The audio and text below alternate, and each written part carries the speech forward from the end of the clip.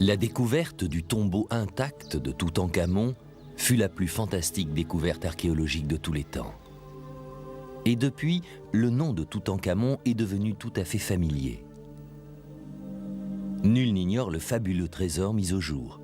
Mais bien plus intéressante est l'histoire de l'enfance tragique, de l'étonnante idylle et de la mort aussi soudaine que mystérieuse de ce pharaon. On est à présent en mesure de soulever le masque d'or et de connaître le vrai Toutankhamon.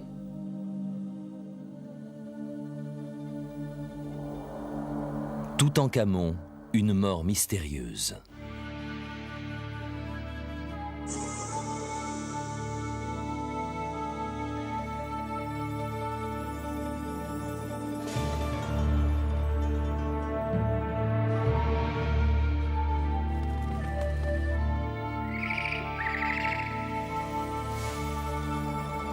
Les grands Égyptiens.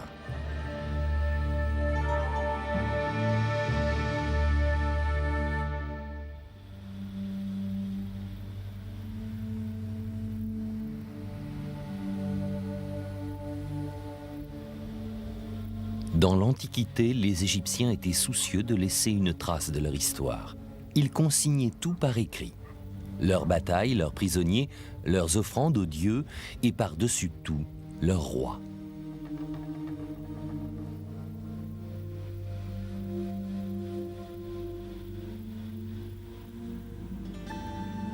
Si un Égyptien voulait impressionner un étranger avec sa civilisation, il lui suffisait de dresser la liste de ses rois. Lorsque le grand explorateur Hérodote se rendit en Égypte, il déclara « Les prêtres me firent la lecture de la liste de leurs 330 souverains. »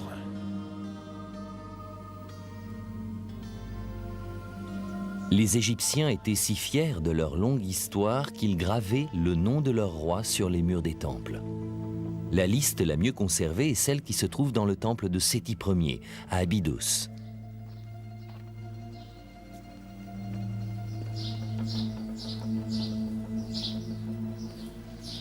Nous nous trouvons actuellement dans la salle des anciens. Il y a de cela 3000 ans, un rituel sacré très important eut lieu à l'endroit où nous nous trouvons. Séti Ier fit la lecture du nom de ses ancêtres pour leur assurer ainsi une vie prospère dans l'au-delà. Voici Séti Ier. Et à côté de lui, ce jeune homme aux cheveux bouclés, c'est un prince qui se nomme Ramsès. Plus tard, on le connaîtra sous le nom de Ramsès le Grand. Dans sa main, il tient un rouleau de papyrus et il lit les noms qui y sont inscrits. Les noms des rois défilent. Ils vont de Ménès, fondateur de l'Égypte, jusqu'à Séti lui-même. Chaque nom est gravé dans un cartouche. C'est un peu comme si le nom du pharaon était entouré d'un lien magique. Un peu de magie protectrice n'a jamais fait de mal à personne. Au-dessus, une inscription explique de quoi il s'agit. C'est une prière pour les morts. Puisse Ptah Soukar Osiris, seigneur du tombeau dans le temple de Séti, accorder des offrandes aux rois de la haute et basse Égypte. Qu'ils obtiennent de Séti Ier, seigneur des deux terres, le pain, la bière, le vêtir, l'albâtre et tout ce dont ils ont besoin. Puis suit le nom des rois qui sont destinés ces offrandes. Voici Khéops, artisan de la Grande Pyramide. Au-dessous, Aménophis III, qui régna pendant la période faste de l'Égypte. Mais à cet endroit précis, il y a comme une anomalie. Le nom du seul roi que le monde entier connaisse n'y figure pas. Où est donc Toutankhamon ?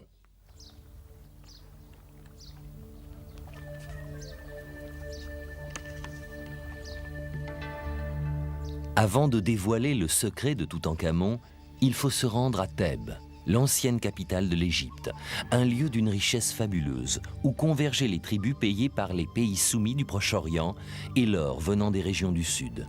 L'Égypte était alors à son apogée, le fruit de 1000 ans de stabilité. Depuis des siècles, on vénérait les mêmes dieux. Les crues régulières du Nil qui fertilisaient les terres et les exploits militaires des pharaons assuraient une prospérité constante.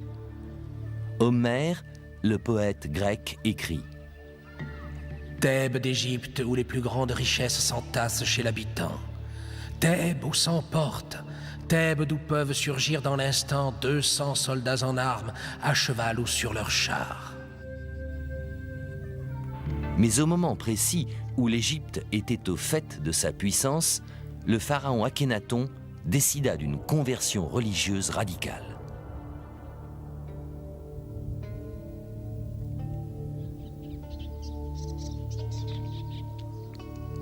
Le souverain absolu de l'Égypte, à la fois Dieu et roi, devint un hérétique.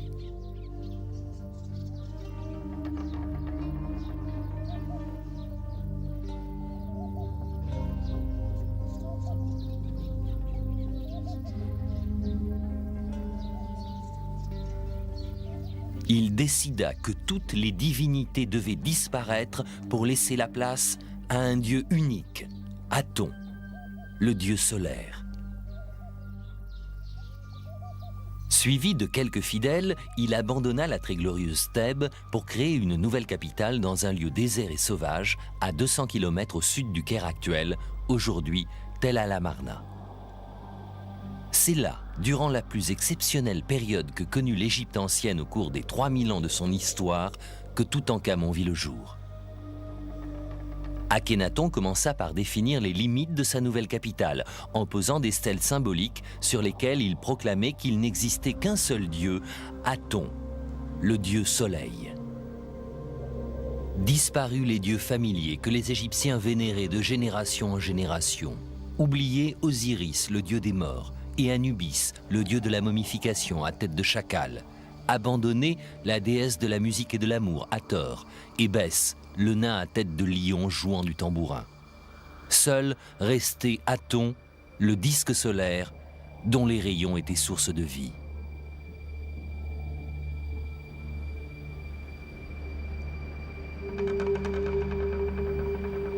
C'est donc dans cette religion que Toutankhamon vit le jour.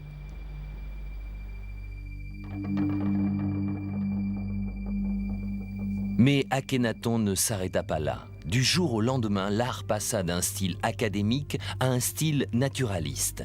Alors qu'autrefois le pharaon était représenté musclé, fort et vigoureux, Akhénaton, lui, apparut sous des traits grotesques et difformes. Jamais encore un pharaon ne s'était fait représenter de la sorte.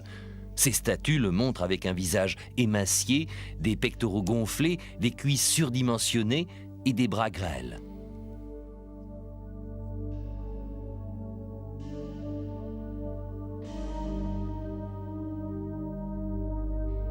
Même l'épouse du pharaon, la célèbre Néfertiti, était représentée avec des bras minces et un cou anormalement long. Leurs 6 filles, les princesses, étaient affublées de têtes hydrocéphales et présentaient une protubérance à l'arrière du crâne. En voyant ces statues, les premiers égyptologues eurent le pressentiment que quelque chose d'anormal s'était produit. Ce qui les surprit davantage encore fut la façon dont les membres de la famille royale étaient représentés. On les montrait dans des scènes intimes de la vie de tous les jours, en train de se toucher, de s'embrasser. Dans toute l'histoire de l'Égypte, jamais aucune famille royale n'avait été dépeinte de cette façon. Des siècles de traditions venaient d'être balayés. Akhénaton transforma également le système politique qui avait si bien réussi à l'Égypte jusque-là.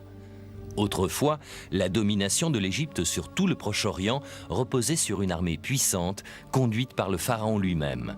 Avec le roi à sa tête, cette armée envahissait les pays étrangers pour repousser toujours plus loin les frontières de l'Égypte.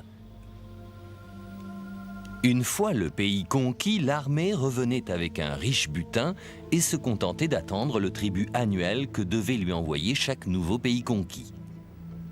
C'était un système d'une grande simplicité qui permit à l'Égypte de s'enrichir considérablement.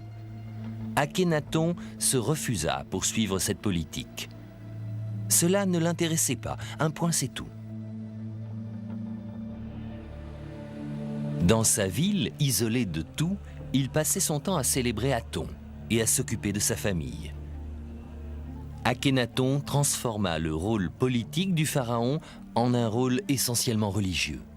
C'est à cette époque mouvementée que naquit Toutankhamon. Sur l'autre rive du fleuve, face à la cité d'Amarna, des fouilles mirent au jour une stèle qui indique que Toutankhamon était fils de pharaon. Mais duquel ? On trouve la réponse dans une vallée éloignée où Akhenaton fit construire son tombeau.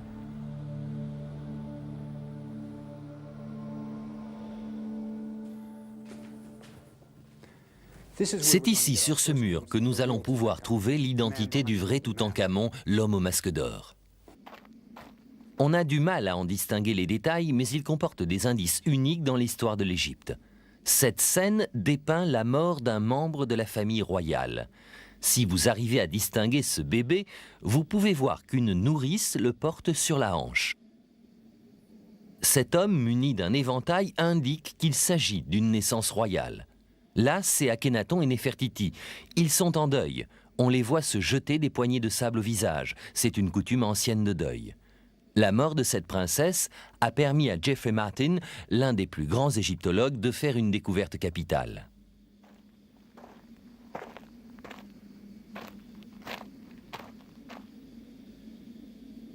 Ce que Martin découvrit, c'est qu'une scène presque semblable figurait dans cette salle. Mais cette fois-ci, il ne s'agit pas de la mort d'une princesse, mais de celle d'une épouse d'Akhenaton, une de ses concubines, Kiya.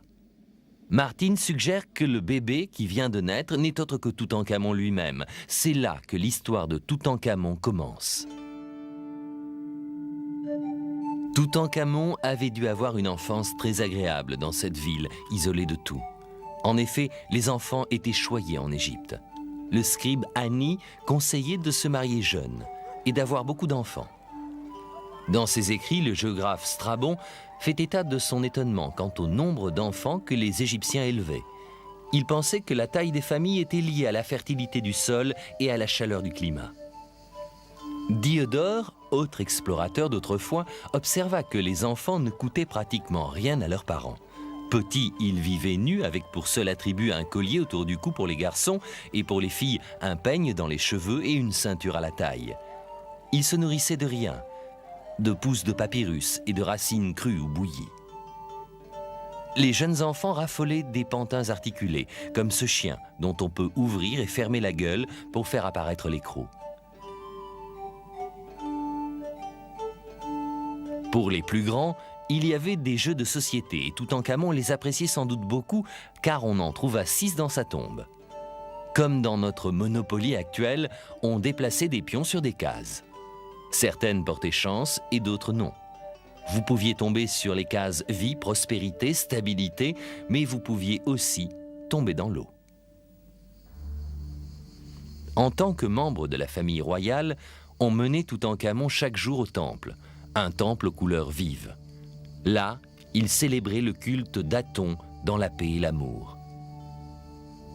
Aucun aspect négatif ne semble lié au culte d'Aton, le dieu unique. Ce n'était pas un dieu irascible, prêt à punir les enfants désobéissants. À partir du contenu de la tombe de Toutankhamon, on peut se faire une idée de la personnalité du jeune roi. Selon toute vraisemblance, il était amateur de vin car il fut enterré avec 3 douzaines de jarres de vin fin sur lesquels était inscrit le millésime, le vignoble et le nom du négociant. Plusieurs d'entre elles portaient le sceau du domaine de Toutankhamon. Et la plupart dataient de l'an 5 de son règne, sans doute une bonne année. Enfin, seules 4 jarres contenaient du vin doux. On peut en déduire que l'enfant roi préférait le vin sec. Le peuple buvait de la bière, le vin étant réservé aux classes supérieures de la société. Ainsi, la cave à vin que Toutankhamon emporta avec lui dans l'autre monde constituait-elle un véritable trésor. Mais tout ceci n'est qu'une piètre consolation face aux tragédies qui frappèrent le jeune roi. Pendant l'enfance de Toutankhamon, vivait à la cour un homme ambitieux et fourbe, Haï. Son tombeau est taillé dans les falaises, à l'est d'Amarna.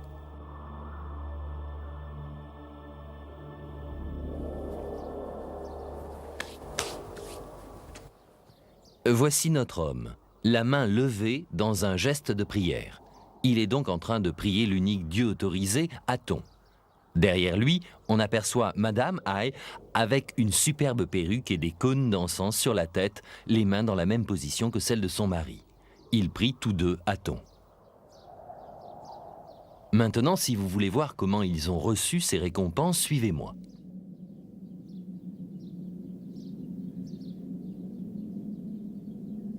Ici, on peut voir comment les choses se passaient à Amarna. Akhenaton est là. Néfertiti également, et juste au-dessus d'eux, Aton darde ses rayons.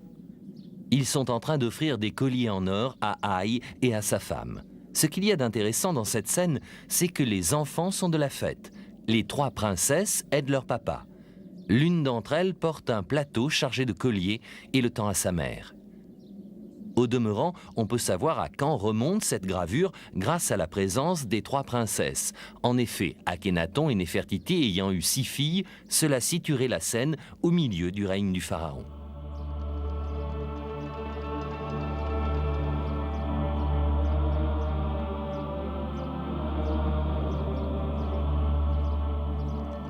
Comme pour tout ce qui touche à Amarna, là encore réside un mystère. Regardez ces colonnes. Elles n'ont pas été terminées. Le tombeau n'est pas fini. À ce stade de la construction, les ouvriers déposèrent leurs outils et abandonnèrent le chantier. On sait pourtant que Haï a vécu encore de longues années. Alors comment expliquer qu'il ait laissé ce travail inachevé de son vivant, lui, l'un des hommes les plus puissants et les plus influents d'Amarna? La raison pour laquelle Haï fit arrêter le chantier, c'est qu'Amarna traversait une période difficile et qu'il n'avait pas l'intention de s'y éterniser. Chef religieux, Akhenaton avait délaissé l'économie et la politique du pays. L'Égypte ne contrôlait plus ses colonies. Les ambassadeurs égyptiens écrivaient qu'ils n'étaient plus respectés et l'armée était à l'abandon. Même la nouvelle religion n'était pas un franc succès. Les gens regrettaient les dieux d'autrefois. Akhenaton et Néfertiti se voyaient même forcés de corrompre la population pour qu'elle feigne de croire à ce Dieu unique. La 17e année de son règne, Akhenaton meurt dans des circonstances inexpliquées. Quelque temps avant la mort du pharaon, il n'est plus question de Néfertiti. On peut donc supposer qu'elle avait dû s'éteindre elle aussi. Très vite, la population quitta Amarna. Pressés d'en finir au plus vite avec cette époque, les habitants ont même oublié sur l'étagère d'un sculpteur le célèbre buste de Néfertiti. Personne ne voulait de cette sculpture considérée aujourd'hui comme l'une des plus belles œuvres d'art au monde.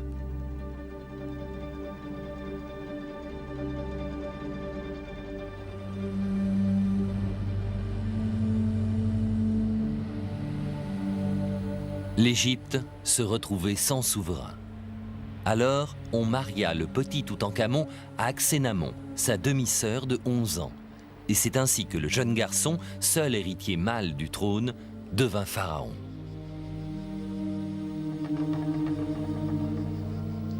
La révolution d'Akhénaton s'était avérée trop radicale pour cette Égypte conservatrice. Thèbes, avec ses 2 immenses temples, retrouva son rôle de centre religieux du royaume. Les milliers de prêtres négligés pendant les 17 années du règne d'Akhénaton pouvaient enfin revenir à leurs rites et vénérer les dieux de l'Égypte ancienne. Toutankhamon et sa jeune épouse, Akhénamon, élurent domicile dans le palais de leurs ancêtres. Il n'est pas difficile d'imaginer ce que vécut ce jeune garçon, arraché à la seule demeure qu'il ait jamais connue pour être amené dans cette ville étrangère dont il ignorait tout. On a du mal à réaliser que ce palais était jadis d'une beauté à couper le souffle. Il s'étalait sur des hectares de parcs, de jardins et de lacs. Mais la responsable de cette ruine, la voici, la brique de Torchi. On réservait la pierre aux tombeaux et aux temples, car il devait durer pour l'éternité, alors qu'un palais ne devait durer qu'une vie. C'est dans cette salle des trônes que l'orphelin de 4 ans Toutankhamon, nouveau seigneur des 2 terres, entama son règne sur la Haute et la Basse Égypte.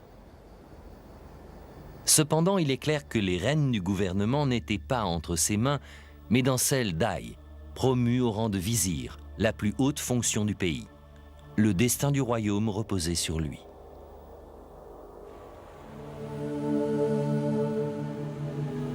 Toutankhamon n'était pas le premier enfant roi de l'histoire égyptienne. On a retrouvé une lettre écrite 1000 ans auparavant par un autre enfant roi. Par cette lettre, le vice-roi de Nubie annonçait au jeune roi Pépi II qu'il avait capturé un pygmée. Pépi ne cacha pas son enthousiasme et lui écrivit à son tour pour lui donner ses instructions. Ce fut un tel honneur pour le vice-roi de recevoir une aussi longue lettre de son jeune pharaon qu'il la fit graver sur sa tombe à Assouan afin qu'elle puisse être admirée de tous. Rendez-vous sans tarder au palais. Toute affaire cessante, amenez-moi le pygmée. Lorsqu'il sera à bord du bateau avec vous, installez-le entre deux hommes forts pour éviter qu'il ne tombe à l'eau. La nuit, sommez des hommes de confiance de dormir auprès de lui dans sa tente et faites des rondes toutes les 10 minutes. Sa Majesté a davantage hâte de voir ce pygmée que les fruits des récoltes du Sinaï et du Punt. C'était peut-être un pharaon, mais c'était surtout et encore un enfant. Au cours de leur jeune vie, Toutankhamon et sa femme Akhénamon avaient eu leur lot de tragédies. Ils avaient dû se réconforter mutuellement de la mort de leur père Akhenaton. Après le décès de celui-ci, il n'est plus jamais fait mention de la reine Néfertiti. Elle a dû disparaître à la même époque.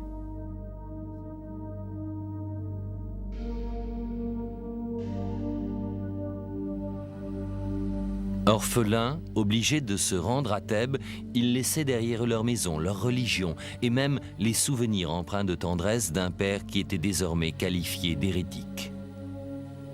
D'après les objets qu'on trouva dans le tombeau de Toutankhamon, il semblerait que le jeune couple ait été très uni.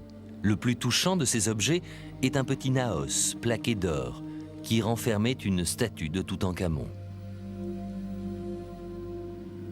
Chaque panneau du coffre montre Akhénamon en reine et épouse parfaite. Ce sont des scènes à caractère très intime. Toutankhamon chasse des oiseaux à l'arc, tandis que son épouse lui tend des flèches. Ici, Toutankhamon verse du parfum dans les mains de son épouse. À l'évidence, ils se vouent une mutuelle dévotion et apprécient la compagnie l'un de l'autre. Leur mariage avait eu lieu pour des motifs politiques alors qu'ils n'étaient qu'enfants. Pourtant, le sentiment d'affection qui lie deux époux existait vraiment entre eux. Le naos avait probablement été commandé par Akhénamon elle-même en guise de cadeau pour son mari. Dans un sens, c'était une lettre d'amour gravée dans de l'or. C'était un couple magique, et dans la tombe on trouva une lampe magique qui était leur secret intime. La vasque d'albâtre n'était peinte ni à l'extérieur ni à l'intérieur, mais lorsqu'on l'allumait, le jeune couple apparaissait. En fait, au centre est insérée une coupelle sur laquelle est peint le couple. La scène ne peut se voir que lorsque la lampe est allumée et qu'elle devient translucide.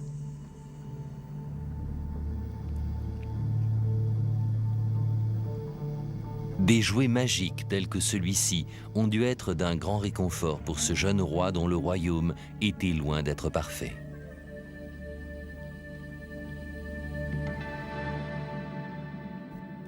Ici, dans ce coin du musée du Caire, on trouve une autre preuve cruciale de ce qui était en train de se passer. C'est une stèle publique. Elle se trouvait dans le temple de Karnak, la prestigieuse nécropole thébaine. Après être revenus à Thèbes, les conseillers de Toutankhamon, les véritables maîtres de l'Égypte, décidèrent que le pharaon devait restaurer les anciennes croyances religieuses. Et voici comment ils s'y prirent pour arriver à leur fin. Ces 3 lignes de hiéroglyphes racontent une terrible histoire. D'Éléphantine jusqu'au marécage du delta, les dieux et déesses ont été abandonnés. Leurs sanctuaires n'ont pas été entretenus et les mauvaises herbes les ont envahis. Voilà pourquoi le pays est en pleine confusion, car les dieux l'ont délaissé. Ils étaient tout simplement en train de tenir le père de Toutankhamon pour responsable de l'état catastrophique dans lequel l'Égypte se trouvait. Mais lorsque cette stèle fut érigée, Toutankhamon devait avoir 12 ans. Or, ce ne sont pas les mots d'un garçon de 12 ans. Quelqu'un était donc en train d'accuser son père de tous les maux du monde. Imaginez ce qu'il a dû ressentir. Il a dû être terriblement malheureux.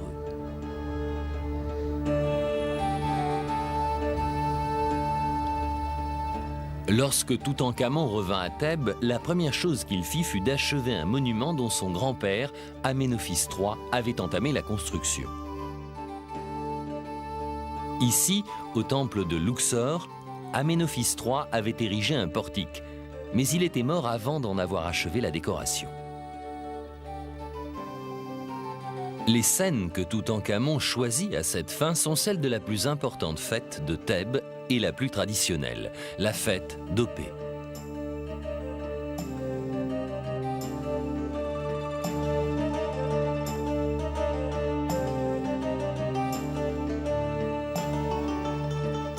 Opé était le nom ancien du temple de Karnak. Une fois l'an, les statues des trois dieux les plus vénérés de Thèbes, à savoir Amon, Mout et Khonsu, étaient transportées de Karnak à Luxor et exposées aux yeux de tous.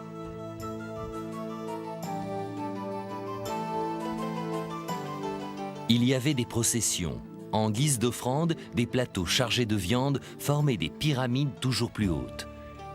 Il y avait de la musique, des chants, des danses, des applaudissements. C'est ce moment de l'année, plein d'euphorie, que Toutankhamon voulut immortaliser.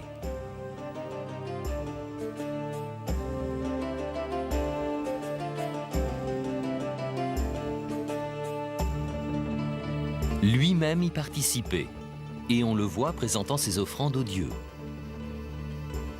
Il a fait en sorte que l'on retrouve cette image à de très nombreux endroits.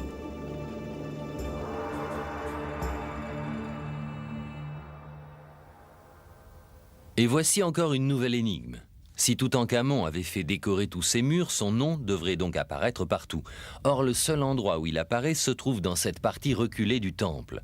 Seuls 3 petits hiéroglyphes mentionnent un de ces noms, Neb-Keperu-Re. Quelqu'un a donc essayé d'effacer toute trace de Toutankhamon.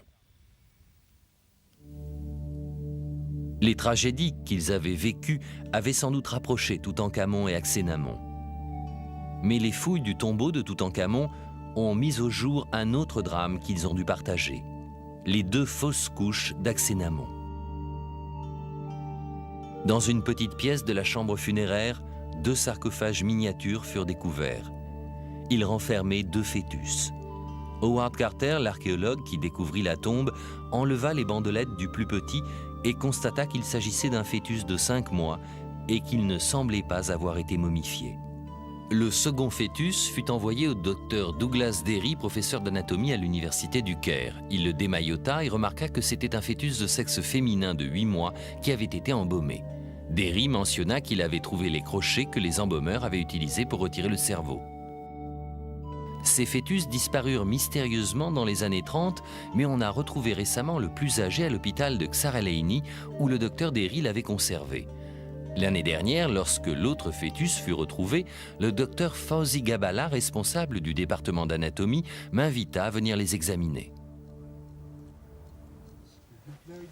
D'habitude, la résine est introduite par le nez. Oui, dans le cas d'un adulte.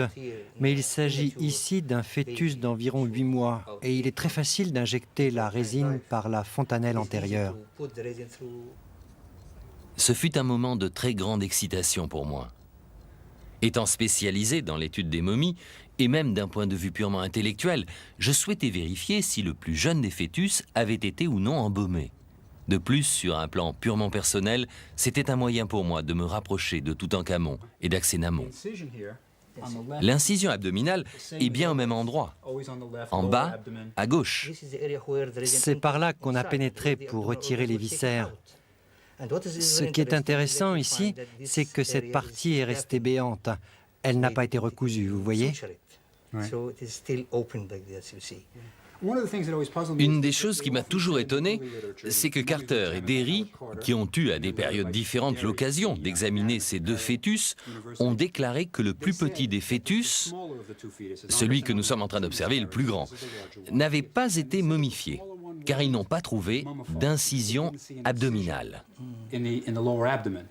Voyons ce qu'il en est. Ce fœtus est malheureusement moins bien conservé.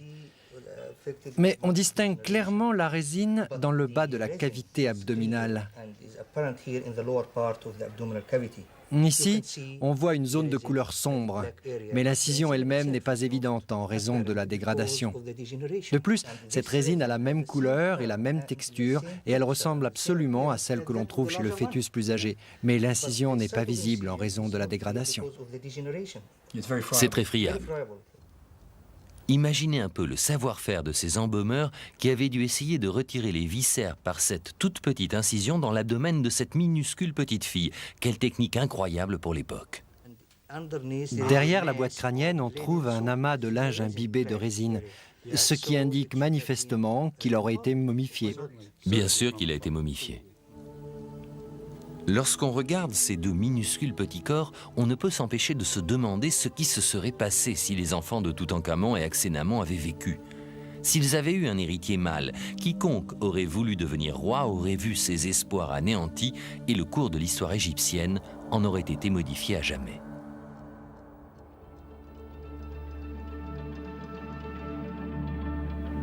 Mais dans l'ombre, rôdait celui qui devait être le pire des cauchemars de l'enfant roi. Très peu de temps après que Toutankhamon eut été couronné, Haï devint vizir d'Égypte, l'équivalent de notre Premier ministre. Il avait certainement beaucoup d'influence sur Toutankhamon et les décisions que celui-ci prenait.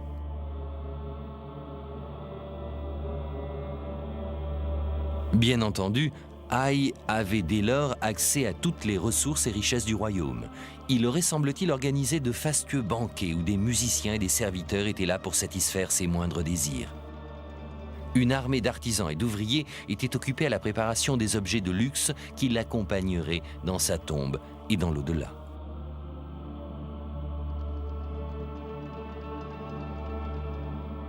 Outre sa fonction de conseiller du roi et de ministre de la justice, le vizir possédait un autre pouvoir essentiel, celui de contrôler l'accès au palais.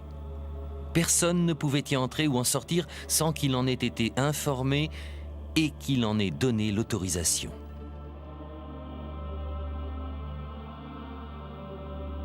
Parmi les serviteurs de Haï, il se trouvait sans aucun doute des hommes prêts à tout, au bien comme au mal.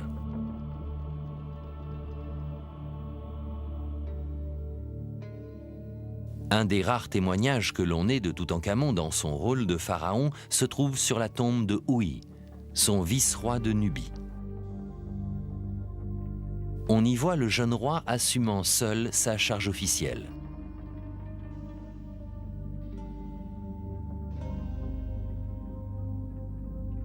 Ouï était un haut dignitaire de la cour. En effet, il était chargé de veiller au bon acheminement de l'or depuis la Nubie jusqu'en Égypte. Nub signifiait or. Ainsi, la Nubie, aujourd'hui le Soudan, était-elle le pays de l'or. Et il se pourrait bien que l'or des cercueils de Toutankhamon soit dû aux efforts consciencieux de son vice-roi, Ouï.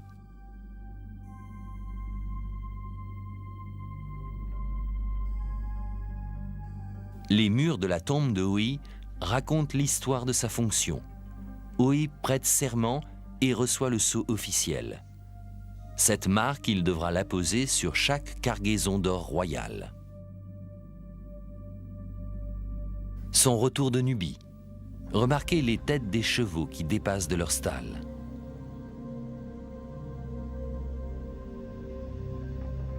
Sur les fresques de son tombeau sont représentés essentiellement des Nubiens venus apporter leur tribut au pharaon.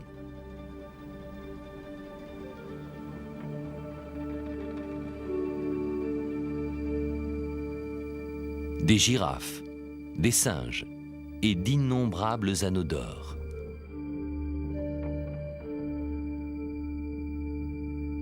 À la mort d'Ouï, Toutankhamon n'est plus un enfant. C'est déjà un jeune homme qui s'affirme, capable de décider par lui-même et sans doute moins enclin à se faire manipuler par son puissant vizir Haï. Ce désir nouveau d'indépendance lui coûtera sans doute très cher.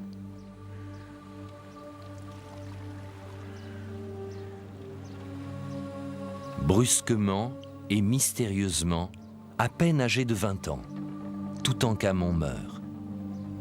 Son corps sera embaumé et transporté en bateau sur l'autre rive du fleuve, la rive ouest, ce lieu réservé aux morts. C'est là qu'il sera enterré avec les autres pharaons d'Égypte dans la vallée des rois.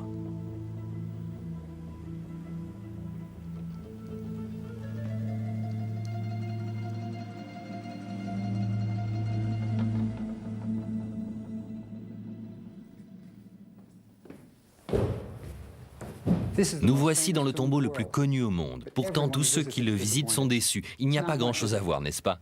Personne n'avait prévu que Toutankhamon mourrait si jeune. Mieux aménager la tombe aurait demandé plus de temps, mais on y trouve encore de nombreuses choses magnifiques. Par exemple, le fait que Toutankhamon soit encore dans son sarcophage. N'est-ce pas tout simplement fantastique? C'est le seul pharaon à avoir été laissé dans son cercueil. Les peintures murales sont également magnifiques. Si vous savez les lire, elles vous feront revivre la cérémonie funèbre de Toutankhamon. Il fallut 70 jours pour momifier le corps, ainsi que pour aménager la tombe. Ils durent apporter les cercueils, le mobilier, les sculptures, rien ne devait manquer. En outre, il fallait pratiquer les rites religieux. Il fallait aussi choisir un nouveau souverain. Toutankhamon n'avait pas de fils, et la seule personne royale vivante était Aksénamon. Voyons ce que nous révèle ce mur sur ses funérailles. Voici la momie de Toutankhamon. Elle est portée par 12 hommes jusqu'au tombeau.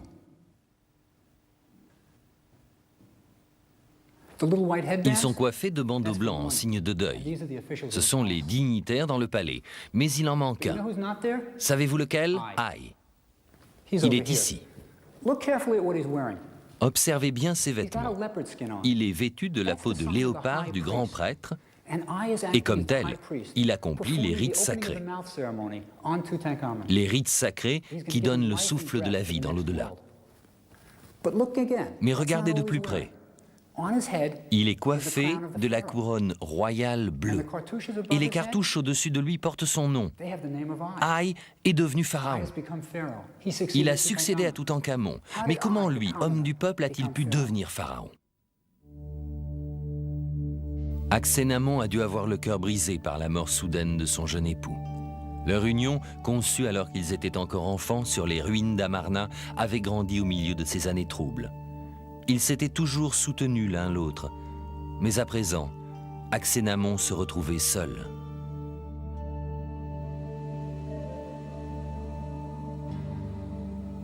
Dans les jours qui suivirent immédiatement la mort de Toutankhamon, une série d'événements se produisit qui laisse supposer que plusieurs meurtres auraient été commis. Le premier de ces événements est une requête d'Aksénamon auprès du roi hittite, requête gravée sur une tablette que l'on a retrouvée dans les archives de l'ancienne capitale hittite, Boghazköy, aujourd'hui ville de Turquie. Le destinataire de la lettre lui-même eut du mal à la prendre au sérieux tant le contenu en était inattendu. Mon époux est mort. Je n'ai pas de fils. Mais toi, on dit que tes fils sont nombreux. Si tu consentais à me donner un de tes fils, j'en ferais mon époux. Jamais je ne m'unirai à l'un de mes serviteurs, j'ai peur. Pourquoi Aksénamon demanderait-elle qu'un mari lui soit envoyé d'un pays étranger et qui plus est de Turquie, l'ennemi héréditaire de l'Égypte? Le roi hittite refusa, pensant que c'était une ruse. Désespéré, Aksénamon renouvela sa demande. Pourquoi dis-tu ils essayent de me tromper? Si j'avais un fils, penses-tu que je m'adresserais à un pays étranger de cette façon aussi humiliante? Tu ne me fais pas confiance et tu me l'avoues. L'homme qui était mon époux est mort et je n'ai pas de fils. N'ai-je d'autre choix que celui d'épouser un de mes serviteurs? On dit que tes fils sont nombreux.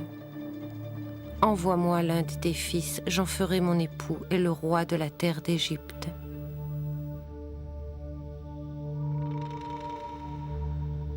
Le roi envoya un de ses fils pour qu'il épousât la pauvre Aksénamon désespérée, mais il n'arriva jamais.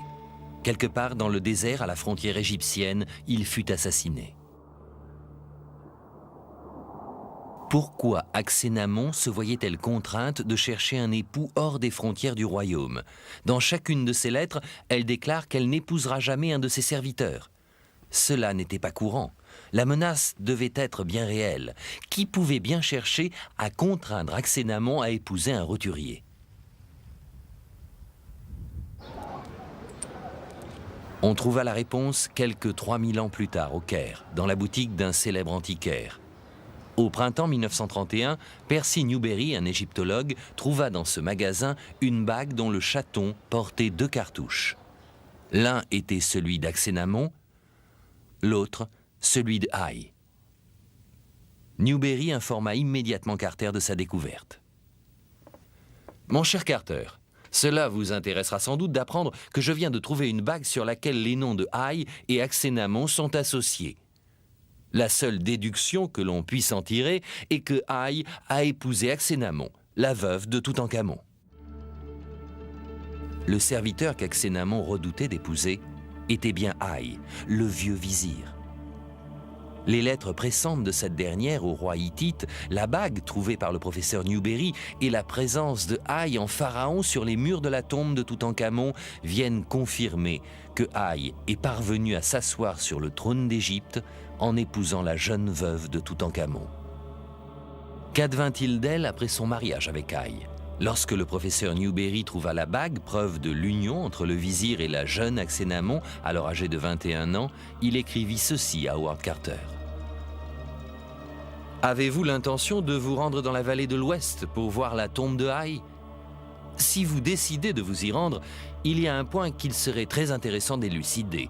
Sur l'un des murs de la chambre du sarcophage figure le vieux roi Haï et derrière lui la reine Tiyi. Pouvez-vous apercevoir une autre présence derrière la reine Tiyi? Et le cartouche est-il suffisamment grand pour contenir le nom d'Aksénamon?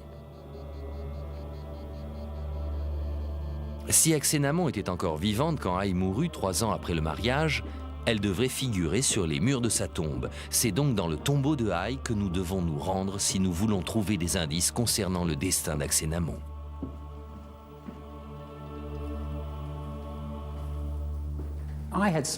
Plusieurs scènes ont été peintes sur les murs de sa tombe. Celles-ci ont un caractère religieux, elles montrent les gardiens accueillant Haï et priant pour lui. Mais celle qui a intéressé le professeur Newbery et qui va nous parler d'Aksénamon est par ici. Voici Haï en train de chasser dans les marécages. Aksénamon devrait être avec lui puisque c'est sa femme. C'est la reine d'Égypte. Or, le cartouche que l'on voit ici est trop petit pour contenir son nom. Par contre, il convient parfaitement pour le nom de la première femme de Haï, Tiyi, dont la silhouette abîmée se trouve juste en dessous. Derrière elle, il n'y a vraiment pas de place pour Aksénamon et les hiéroglyphes nous disent que Tiyi est la reine. Qu'est-il advenu d'Aksénamon? Aksénamon vivante, Tiyi n'aurait jamais pu devenir reine, de même que Toutankhamon vivant, Haï n'aurait jamais pu monter sur le trône. On peut simplement en déduire qu'elle a dû subir le même sort que le jeune prince hittite et que Toutankhamon. Sommes-nous en présence d'un tueur en série? Haï serait-il allé jusqu'à tuer pour accéder au trône?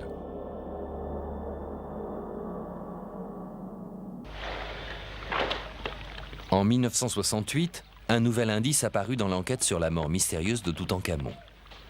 Le docteur R.G. Harrison, un anatomiste anglais, effectua une seconde autopsie. Les autorités égyptiennes accordèrent l'autorisation exceptionnelle d'ouvrir une seconde fois depuis les années 20 le sarcophage de Toutankhamon.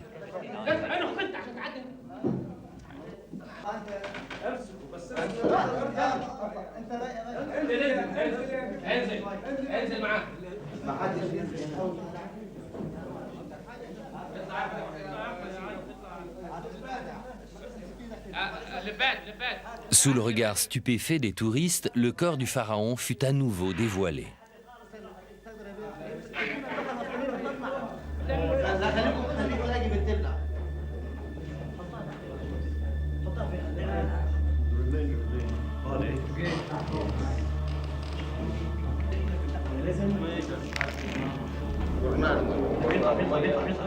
On possédait à présent des appareils à radiographier portatifs et pour la première fois, on fit des radiographies du squelette de Toutankhamon.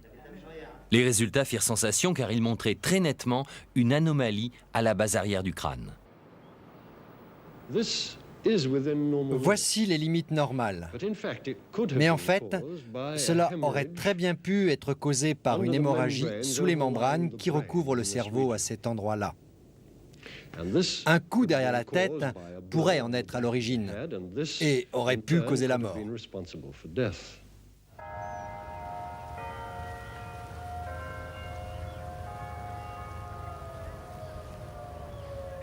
Personne n'avait analysé les radios de Toutankhamon depuis Harrison 30 ans auparavant. Je décidai alors de les soumettre à un radiologue réputé de mon université à Long Island.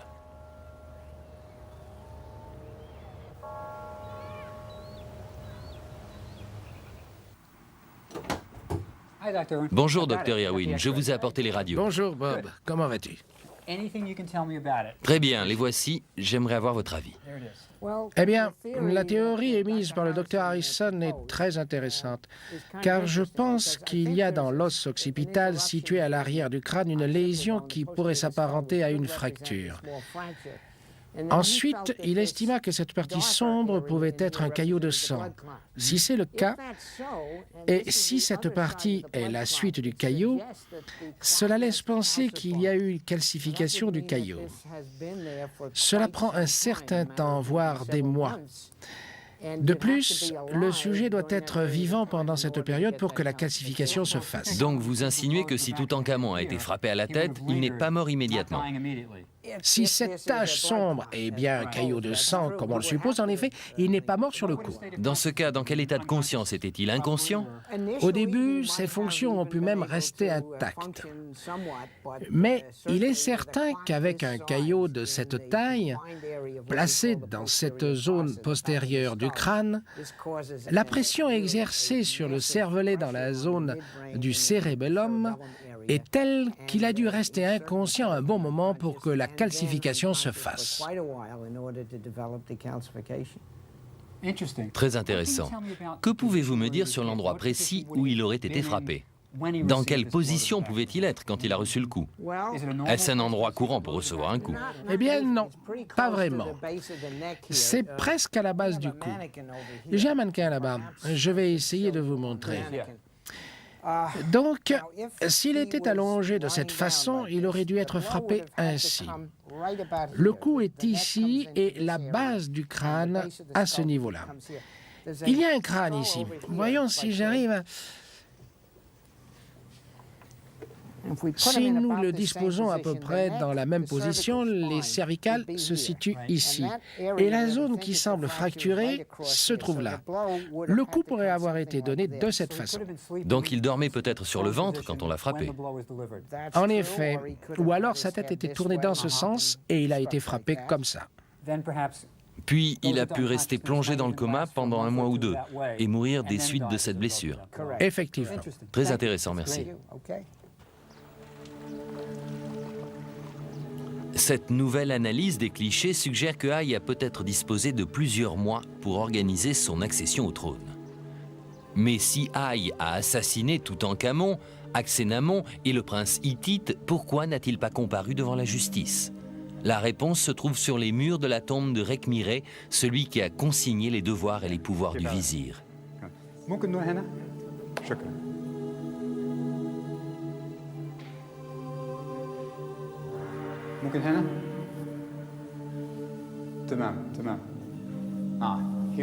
Ah, voici la réponse. Que personne ne juge en lieu et place du vizir. Lui seul peut punir les coupables. En d'autres termes, personne ne peut punir le vizir. Nous n'avons pas retrouvé l'arme du crime, mais il est sûr que Toutankhamon, Akhénamon et le prince hittite devaient tous disparaître rapidement pour que Haï pût devenir pharaon. Seul Haï, en tant que vizir, pouvait organiser le meurtre de Toutankhamon au sein du palais. Lui seul pouvait faire en sorte que le prince hittite soit tué à la frontière égyptienne. Enfin, lui seul pouvait avoir forcé Akhénamon à l'épouser avant de la tuer. Cette série d'événements qui eurent lieu il y a 3000 ans ne servait qu'un seul homme, Haï. Finalement, la récompense de tant d'efforts fut de courte durée. Il mourut 3 ans après son accession au trône. Sa tombe fut pillée, sa momie détruite, son nom effacé et tous les objets précieux qu'il avait voulu emporter avec lui dans l'autre monde furent dérobés. Aujourd'hui, seuls quelques égyptologues se souviennent de lui et seulement parce qu'il a succédé à Toutankhamon. Quant à Toutankhamon, ses contemporains égyptiens nourrissaient un tel ressentiment envers son père et ce qu'il avait fait qu'ils s'attachèrent à faire disparaître tout ce qui pouvait rappeler son souvenir. Voilà pourquoi le cartouche de Toutankhamon ne figure pas sur les murs d'Abydos, au milieu des autres rois. et qu'il a été effacé du portique des processions d'Aménophis III, que lui-même avait fait décorer à Luxor. Mais malgré tout, son nom a survécu. Dans la vallée des rois, son petit tombeau, qui allait être bientôt recouvert par celui d'un autre pharaon, resta inviolé près de 3000 ans. Toutankhamon, qui souffrit toute sa vie durant, est le seul pharaon à reposer dans sa tombe dans la vallée des rois. Et il est le seul pour qui cette vieille prière égyptienne a été exaucée. Comme Ré, puisse Nebkhéperou-Ré Toutankhamon, seigneur des deux terres, roi de haute et basse Égypte, jouir de la vie, de la santé et de la prospérité pour l'éternité.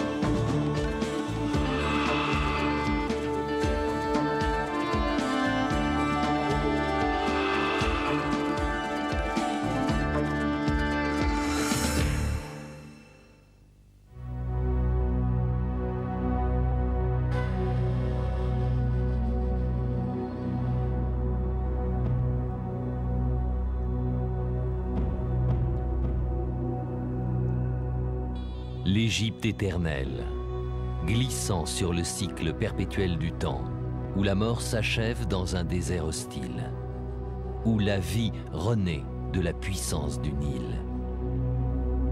Plus de 2000 ans durant, les Égyptiens ont cru que leur mort s'embarquait pour un voyage sacré vers un au-delà merveilleux. Aujourd'hui, leurs monuments sont autant de miracles et de mystères.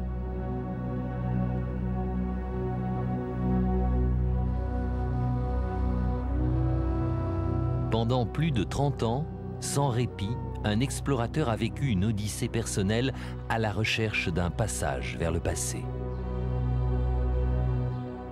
Il allait être récompensé par l'héritage le plus extraordinaire que l'ancienne Égypte ait jamais légué. Howard Carter allait découvrir le tombeau de Toutankhamon et contempler le visage du pharaon.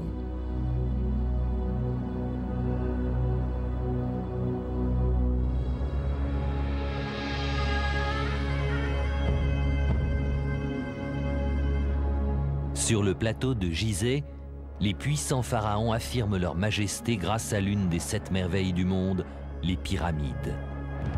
Selon la religion de l'Égypte ancienne, le pharaon n'était pas uniquement un homme et un roi, mais il était également un dieu immortel. Quand il meurt, des vêtements, de la nourriture et des trésors magnifiques accompagnent la dépouille du pharaon dans son tombeau.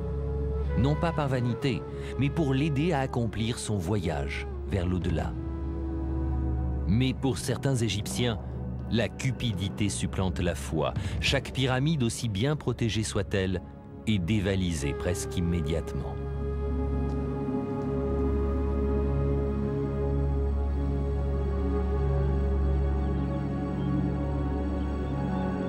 En 1570 avant Jésus-Christ, le site d'inhumation des pharaons se transporte vers des gorges désolées plus en amont sur le Nil.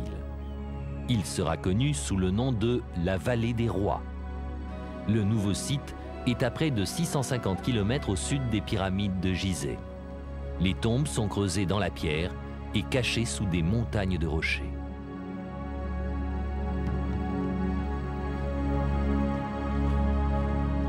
La peine encourue pour le pillage d'une tombe et la mort. Malgré ce risque, l'attrait de l'or est trop grand. La vallée des rois est pillée et mise à sac.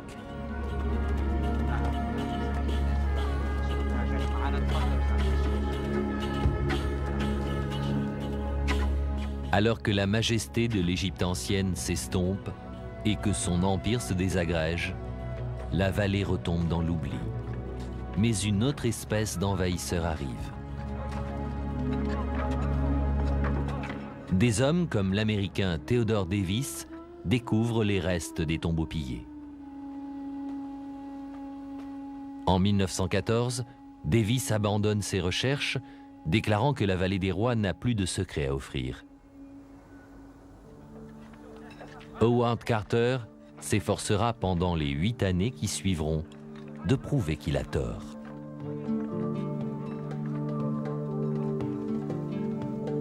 Carter est un jeune artiste anglais qui est venu en Égypte pour la première fois en 1890. Il y acquiert ses connaissances archéologiques et imagine la vallée des rois à l'époque de sa splendeur, mais aussi de ses pillages barbares.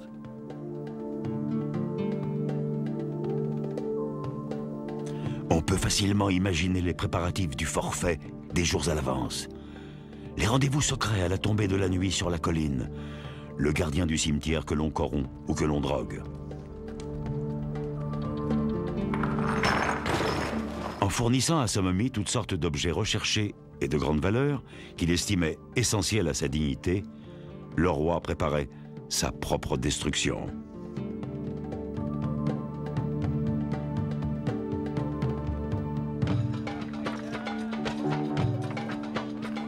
Pendant des années, Carter observe les allées et venues des chercheurs de trésors. Il brûle de tenter sa chance dans la vallée, mais il n'a pas les moyens financiers d'entreprendre des fouilles de grande envergure. Carter n'est pas un chasseur de trésors occasionnel. Il apprend l'arabe. Il a peu d'amis et il n'est pas marié. Carter a choisi de vivre une vie en dehors des sentiers battus. En 1908, la vie est loin de sourire au futur héros. Il vend des peintures aux touristes pour survivre. Mais il n'abandonne pas son rêve, fouiller minutieusement la vallée des rois.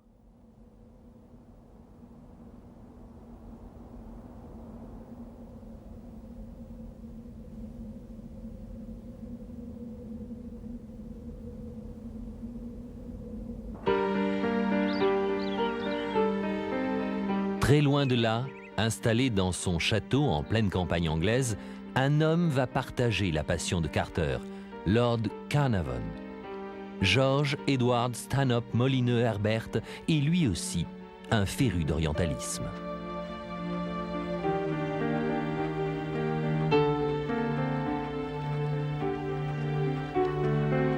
Il s'intéresse aux fouilles et a besoin d'un archéologue expérimenté pour diriger ses recherches. En 1909, Carnarvon engage Howard Carter pour sélectionner les sites et embaucher des ouvriers là où il sent qu'un trésor peut être découvert. Jamais une telle chance ne s'était présentée à Carter. Carnarvon dépensera l'équivalent de dizaines de millions de francs pour embaucher des centaines d'ouvriers et faire construire une maison pour Carter aux abords de la vallée.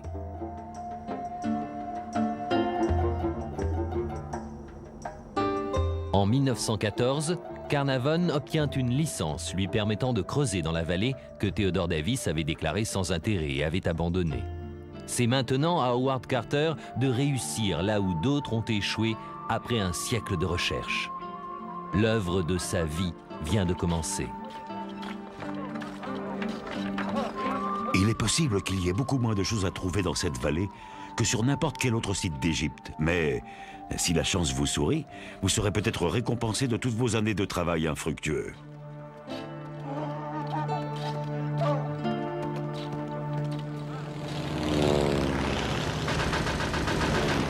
La Première Guerre mondiale éclate. La Grande-Bretagne et la Turquie, les puissances occupant l'Égypte, sont en guerre. Toutes les fouilles sont arrêtées dans la vallée des rois.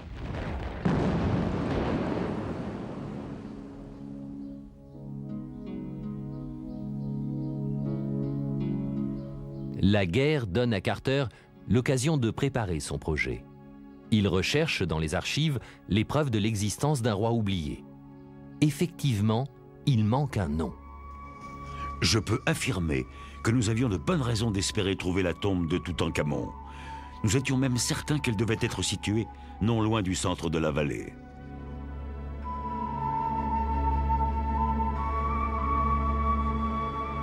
Toutankhamon, un roi qui occupa le trône d'Égypte à une époque de troubles et de révolution. On pense aujourd'hui que Toutankhamon était le fils du pharaon Akhénaton, celui qui déclara que le disque solaire était le dieu unique et qu'il fallait renoncer à tous les autres dieux, ce qui entraîna le chaos. Pendant 17 ans, Akhénaton régna sur une Égypte divisée. L'une de ses femmes était Néfertiti, une reine d'une beauté légendaire. Mais quand le pharaon mourut, sa religion monothéiste disparut avec lui.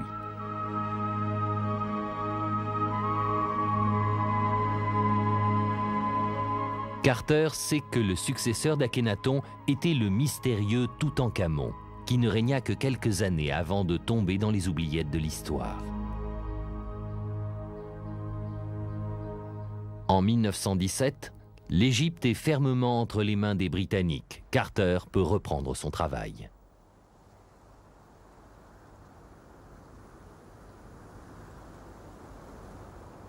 Le plan de Carter est méthodique mais épuisant. Utilisant une nouvelle technique développée pendant la guerre, celle du bombardement par quadrillage, il divise la vallée en petites sections de telle sorte qu'aucune entrée ou qu'aucun escalier n'échappe aux recherches. S'il existe encore une tombe royale, Howard Carter ne peut que la trouver. Des milliers de tonnes de pierres devront être enlevées avant que l'on puisse espérer trouver quelque chose. Peut-être découvrirons-nous un tombeau. Et même si ce n'était pas le cas, c'est un risque que nous sommes prêts à prendre. 1917, 1918, 1919. Les trésors de la vallée échappent à Carter, comme ils avaient échappé à tous ceux qui l'avaient précédé. En 1920, Carnarvon et sa fille, Lady Evelyn, viennent constater de bien maigres découvertes, c'est-à-dire quelques poteries, et se demandent s'il est opportun de poursuivre les recherches. Cela faisait maintenant plusieurs saisons que nous creusions dans la vallée avec de bien maigres résultats. Et nous discutions âprement de l'opportunité de poursuivre le travail ou d'essayer de trouver ailleurs un site plus avantageux. Était-il justifié de continuer après toutes ces années stériles ? L'après-guerre n'a pas été très bienveillante pour l'aristocratie anglaise. Creuser des trous en Égypte sans résultat est une entreprise coûteuse. Carter a constamment peur de perdre le soutien de son mécène.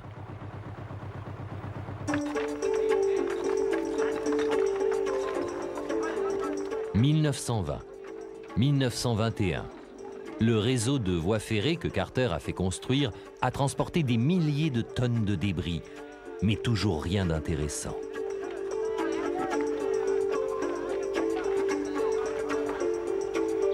Pendant l'été de 1922, Carter doit retourner en Angleterre pour une rencontre qu'il redoute.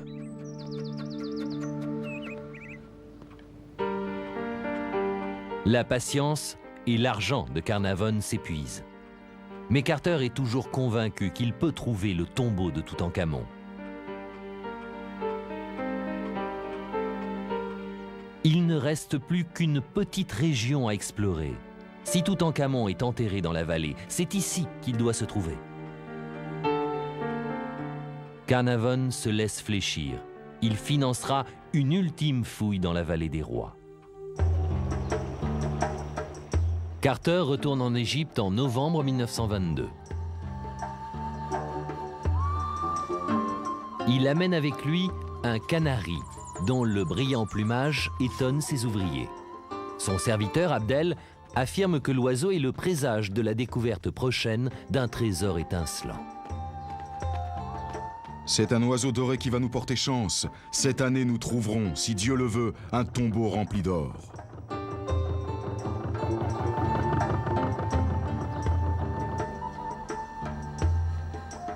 Trois jours plus tard, Howard Carter pénètre dans la vallée comme il l'a déjà fait des milliers de fois. Mais aujourd'hui, sa vie va changer, à jamais. Laissez-moi vous raconter cette histoire. Un silence inhabituel m'a fait réaliser que quelque chose d'extraordinaire venait d'arriver.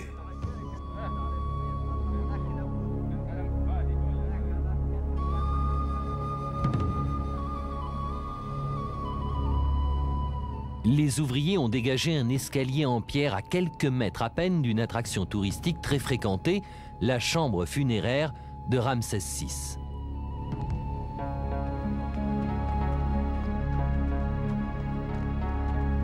J'ai osé espérer que nous avions enfin trouvé notre tombeau.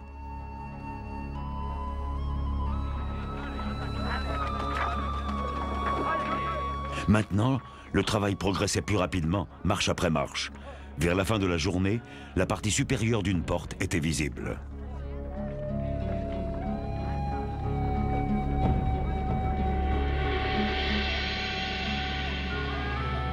Avec une émotion fébrile, j'ai cherché sur la porte les sceaux permettant d'identifier le propriétaire, mais je n'ai pas trouvé de nom. Était-ce la tombe du roi que je recherchais depuis tant d'années? Ces ouvriers égyptiens l'appellent la tombe de l'oiseau doré. Le canari de Carter leur aurait-il vraiment porté bonheur? Le lendemain matin, Carter envoie en Angleterre un télégramme optimiste à Lord Carnarvon. Avons enfin fait une découverte merveilleuse dans la vallée, une tombe magnifique avec des sceaux intacts. Félicitations, Carter. Carter est obligé d'attendre l'arrivée de son mécène. Son état d'esprit passe alternativement de la surexcitation au désespoir. Il ne sait pas encore s'il a trouvé une tombe déjà pillée ou un tunnel magique vers le monde du passé.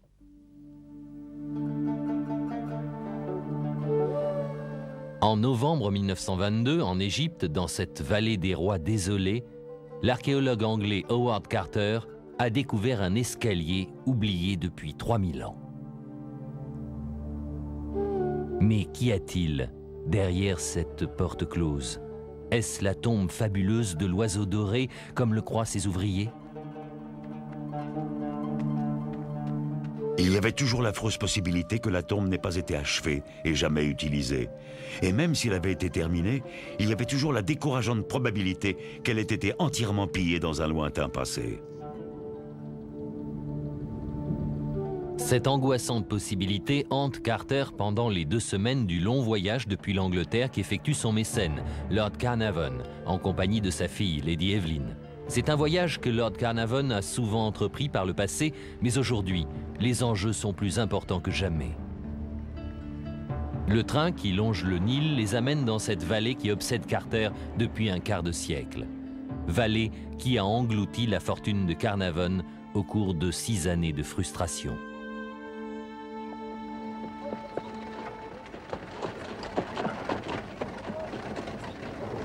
Le 23 novembre, exténué mais trop excité pour se reposer, il traverse le Nil pour atteindre le chantier.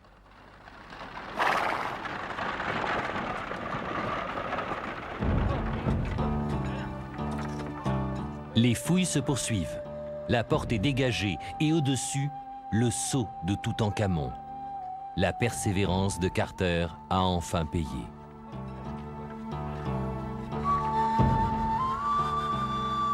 Mais à l'heure de son triomphe, Carter remarque quelque chose qui lui fait l'effet d'un coup de poignard dans le dos. Cette porte avait été ouverte, puis refermée à 2 reprises. La tombe n'était donc pas absolument intacte, comme on l'avait espéré. Des pilleurs y étaient entrés, et plus d'une fois. Le travail continue avec frénésie. Qu'y a-t-il derrière le mur? Un passage rempli de gravats et de pierres. 3 jours plus tard, le corridor est dégagé. Pour la première fois depuis 3000 ans, les pas de l'homme résonnent dans ce passage silencieux menant au corps du défunt.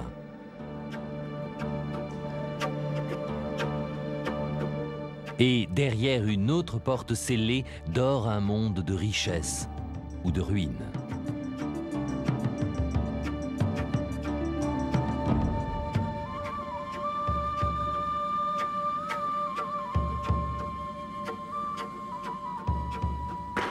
De mes mains tremblantes, j'ai fait une petite brèche dans le coin supérieur gauche.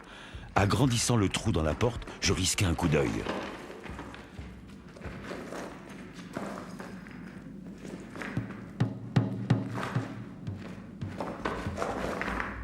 Au début, je n'ai rien pu voir. Puis les détails de la pièce apparurent lentement dans la pénombre.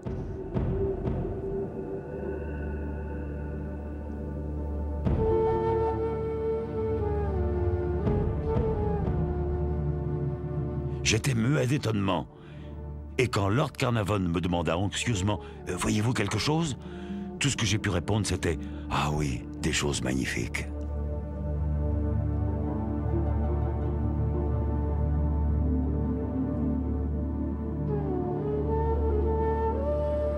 À l'intérieur, des splendeurs que jamais l'homme moderne n'avait contemplées.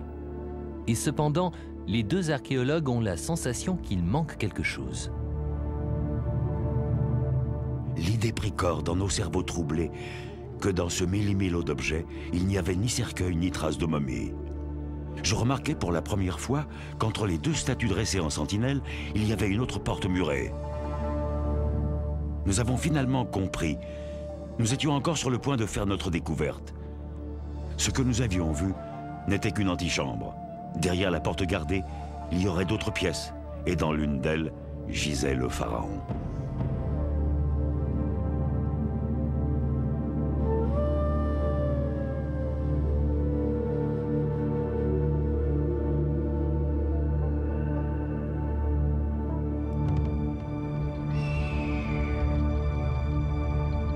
La réalité les stupéfie. Une tombe royale intacte.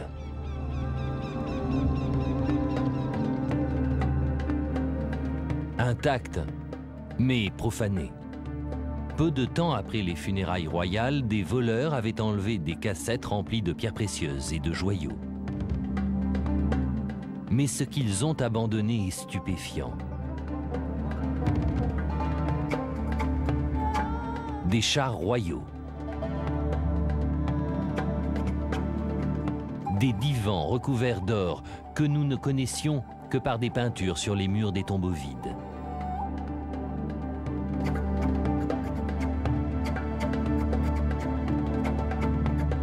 Des boîtes de forme ovoïde contenant de la viande et du gibier pour sustenter le pharaon au cours de son voyage.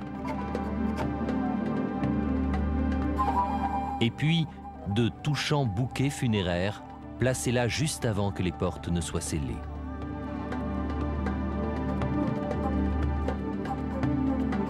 Le tombeau est constitué de plusieurs petites pièces. C'est par un passage minuscule que l'on accède à celle que Carter appelle l'annexe.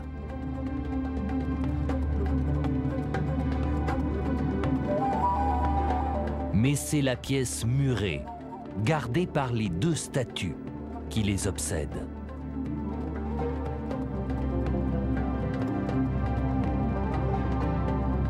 Tard dans la nuit, nous avons supputé les trésors qui pouvaient se trouver derrière cette porte. Des visions d'objets comme ceux que nous avions découverts, accumulés, chambre après chambre, nous traversaient l'esprit et nous coupaient le souffle. Je pense que nous n'avons pas beaucoup dormi cette nuit-là.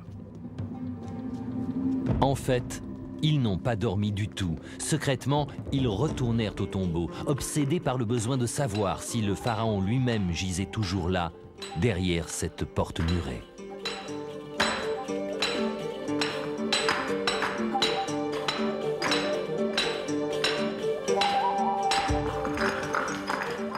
Les choses qu'ils découvrent vont au-delà de toutes leurs espérances. Les sceaux sont toujours intacts. Ils sont maintenant certains que le pharaon les attend, protégé derrière des murs faits d'or et de beauté. Les seaux d'argile posés par les grands prêtres sont toujours intacts, prouvant ainsi que les pilleurs de tombes n'ont pas violé le tombeau royal.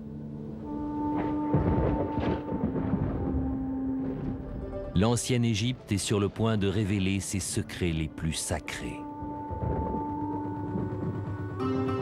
Un ordre cosmique immuable, dans lequel le pharaon est à la fois un homme et un dieu. À la mort du pharaon, l'univers se retrouve en plein désarroi. La religion égyptienne exige que les rites dictés par la tradition soient célébrés, les formules magiques récitées et la momie embaumée. C'est sûrement à ce moment précis que le ciel et la terre retrouvent leur harmonie. Des centaines de souverains ont entrepris ce voyage divin, mais un seul, Toutankhamon, est resté pour éblouir nos yeux. Mais avant le réveil du pharaon, Carter devra subir des années de travail, de chagrin, de tragédie et de triomphe.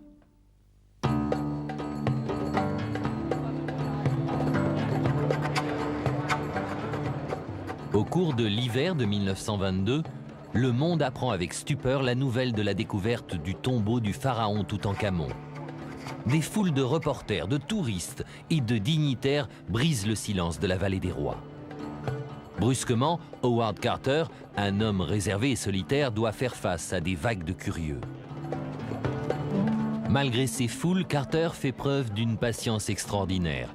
Il exige que chaque objet découvert dans le tombeau soit minutieusement catalogué et préservé. Lord Carnarvon pense que ce travail occupera Carter pendant des semaines. En fait, il y consacrera tout son temps au cours des 10 années qui suivront. Une équipe du musée métropolitain de New York travaille à proximité. Carter engage Harry Burton, le photographe du musée.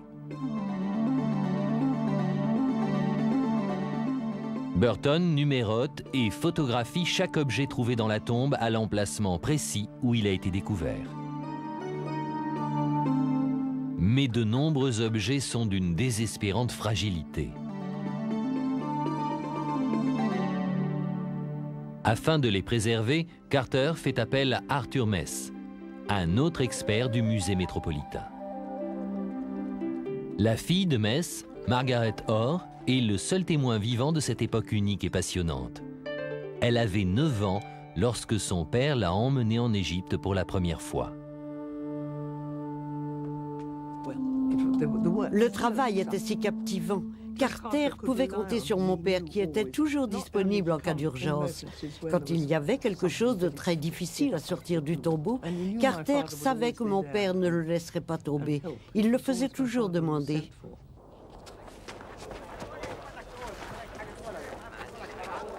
La tâche entreprise par l'équipe est la plus difficile de l'histoire de l'égyptologie. Lentement, Toutankhamon, le pharaon oublié, renaît.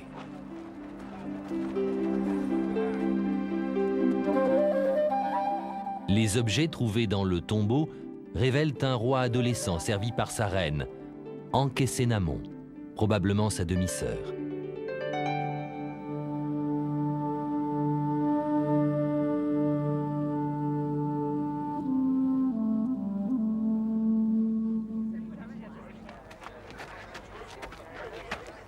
Alors que le tombeau continue de livrer ses secrets, les archéologues trouvent un indice qui pourrait renforcer la thèse de la jeunesse de Toutankhamon. Je me souviens de ma mère me racontant. Papa m'a dit qu'ils avaient trouvé un gant d'enfant dans le tombeau. Il m'a dit d'aller chez Harrods avec l'un de tes gants à peu près de la même taille. Il veut ainsi trouver l'âge du roi et savoir si, en fait, il s'agissait d'un enfant roi.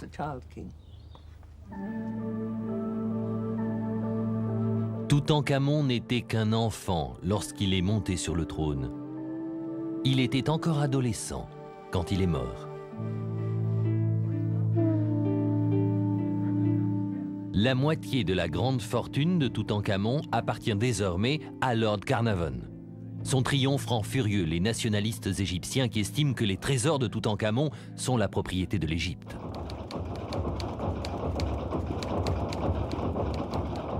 Carnarvon aggrave la situation en vendant l'exclusivité des droits du récit au Times de Londres, exaspérant ainsi les journaux concurrents. Le tombeau ne lui appartient pas. Ce ne sont pas les ossements de ses ancêtres qu'il a déterrés dans les montagnes galloises. C'est un pharaon en terre égyptienne qui l'a trouvé.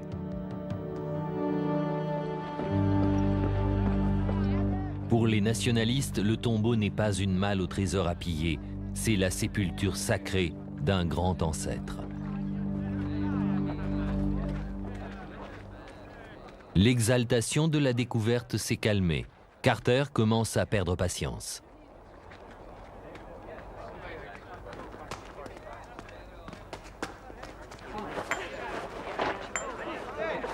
Carnarvon transforme le tombeau en attraction touristique.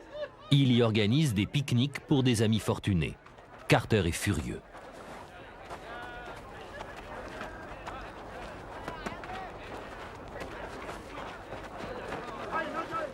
Cette tombe est une chance unique qu'aucun archéologue n'a jamais eue avant nous.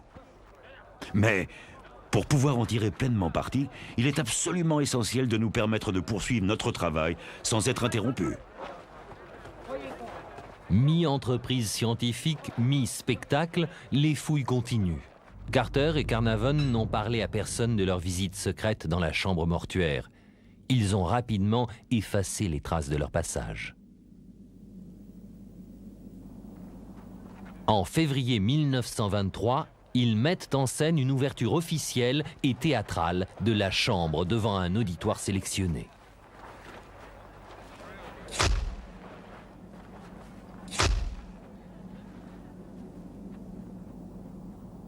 Ils démontent le mur pierre par pierre. Et derrière, ils trouvent un autre mur en or. À l'intérieur de ce sanctuaire scellé, un autre obstacle, un autre sanctuaire en or. Comme Carter va le découvrir, c'est le second des 4 obstacles le séparant encore du pharaon.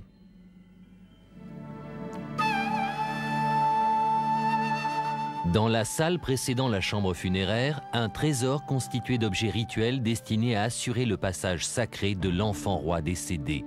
Gardien de l'entrée, Anubis, le protecteur du roi.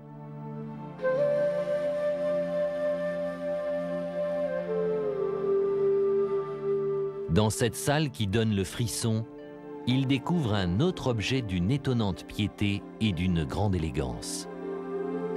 Face à la porte, au fond de la pièce, se dressait le plus magnifique monument que je n'ai jamais vu. C'est sans aucun doute le coffre canope contenant les urnes qui sont si importantes dans le rituel de la momification. Gardées par des déesses, les urnes contiennent les viscères du roi. Représentant le voyage de la mort à la résurrection divine, des peintures illuminent les murs de la chambre funéraire.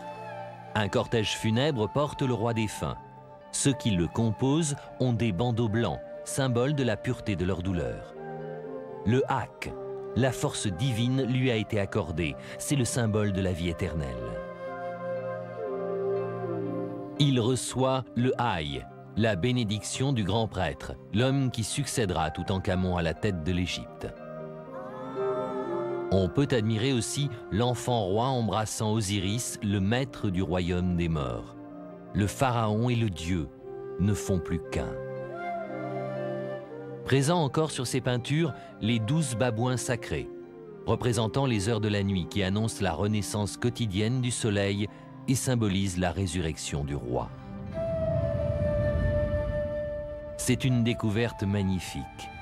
Mais la religion de l'ancienne Égypte met en garde tous ceux qui osent profaner le tombeau d'un pharaon. Celui qui violera ma tombe sera puni par le dieu soleil. Je m'abattrai comme un oiseau rapace sur celui qui pénétrera dans ce tombeau.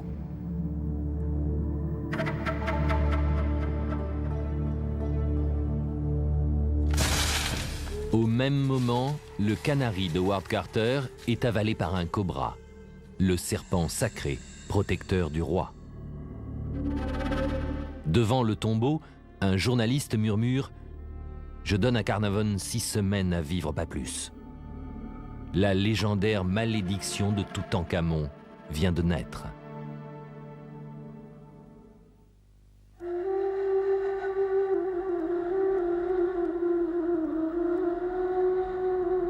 La découverte du tombeau intact d'un pharaon égyptien est un événement d'une immense importance scientifique. Mais la presse se concentre sur le mythe macabre de la malédiction de la momie. Malédiction ou coïncidence, croyez-le si vous voulez, mais une chose est certaine. Dans la tombe du roi mort se trouvait cet avertissement: les ailes de la mort s'abattront instantanément sur celui qui touchera la tombe du pharaon. On a dit que le jour de l'ouverture officielle du tombeau, Lord Carnarvon avait été piqué sur la joue par un moustique. En se rasant, il a écorché la blessure qui s'infecta. 6 semaines plus tard, Carnarvon mourait. Officiellement, il est mort d'une pneumonie, mais un monde superstitieux croit savoir ce qui a vraiment tué Carnarvon: la magie noire du tombeau de la momie. D'étranges phénomènes se produisent, une coupure d'électricité au Caire au moment du décès de Carnarvon. La mort soudaine du chien favori de l'aristocrate dans son château en Angleterre. Et bien entendu, le canari de Howard Carter, avalé par un cobra. Le mythe de la malédiction du roi Toutankhamon persistera pendant des décennies. Les touristes qui visitent en masse la pièce au trésor souterraine ne se doutent pas que des 15 personnes qui l'ont découverte, 12 sont mortes de façon mystérieuse, la plupart dans de sinistres circonstances.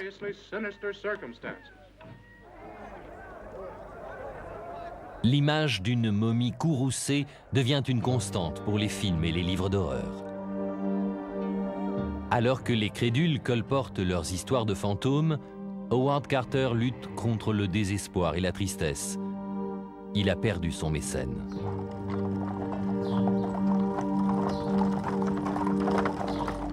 Lady Evelyn quitte l'Égypte et épouse peu de temps après le fils du président de la compagnie Lloyd's de Londres.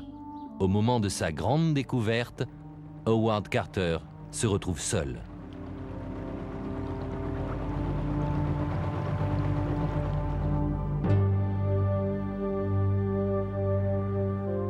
Il faudra toute une année à Carter avant qu'il ne puisse entreprendre la plus difficile de toutes ses tâches: dégager les tombes en or dans lesquelles repose toujours la momie de Toutankhamon. Pour mener à bien sa tâche, Carter a besoin de toute sa concentration, mais les foules de curieux ne cessent de grandir. Au cours de l'hiver de 1923, Harry Burton et Arthur Mess reprennent leur méticuleux travail. À cette époque, Margaret Orr visitait souvent le laboratoire de son père. Ils travaillaient dans une très jolie tombe désaffectée qu'ils avaient pratiquement transformée en atelier. Tout ce dont je me souviens, c'était que mon père disait qu'il devait y avoir d'autres moyens de prendre soin de ces objets. Mais tout ce qu'il pouvait faire alors, c'était d'inclure tous ces objets dans de la cire fondue pour empêcher qu'ils ne se brisent avant de les déménager, car ils étaient affreusement fragiles. Il m'a montré tout ça. Il m'a dit: « Je pense que ce sont les chars que tu aimeras le plus. » Et c'est vraiment ce que j'ai préféré. La nacelle était très belle. On voyait de chaque côté du siège des personnages au visage absolument magnifiques. Tout ce que je pouvais faire, c'était de les regarder en essayant de les identifier. Ce qui me semblait le plus romantique, c'était ce jeune enfant roi, dans son char magnifique tout en or, traversant le désert à une vitesse folle. Tout cela captivait mon imagination.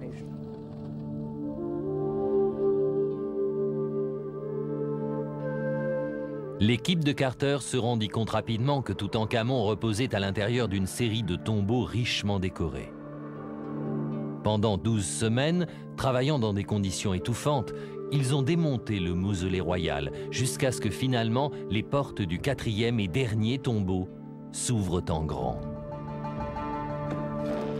Nous allions être les témoins d'un spectacle que personne vivant à notre époque n'avait encore eu le privilège de voir. Le moment décisif était arrivé. Les portes s'ouvrirent lentement, et là, occupant tout l'espace, se trouvait un immense sarcophage jaune, intact, le couvercle toujours parfaitement en place, exactement comme il avait été posé jadis par des mains pieuses. Sur le couvercle, Carter découvre une inscription: « Que celui qui repose ici ne soit jamais outragé. le fils de Ra, Toutankhamon. Le 12 février 1924, devant un autre groupe d'invités de haute personnalité, Carter est enfin prêt à soulever le lourd couvercle du sarcophage. J'ai donné le signal. Et dans un silence absolu, l'énorme couvercle pesant plus d'1 tonne quitta son assise. La lumière illumina le sarcophage. Le contenu était entièrement couvert d'un suaire en toile légère. L'effigie du jeune enfant roi remplissait tout l'intérieur du sarcophage. Ce que nous avions devant les yeux était si magnifique que nous en eûmes le souffle coupé.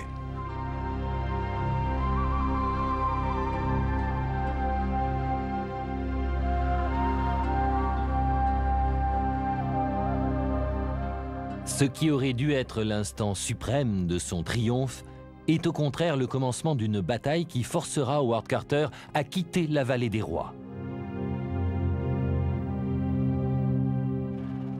Au Caire, un nouveau gouvernement de nationalistes égyptiens estime que Toutankhamon est le symbole parfait de la majesté et de la puissance égyptienne. Lorsque Carter propose que les épouses de ses collègues, et non pas des officiels égyptiens, soient ensuite autorisées à visiter le tombeau, le gouvernement refuse. Carter est outré. Il cadenasse l'entrée du tombeau.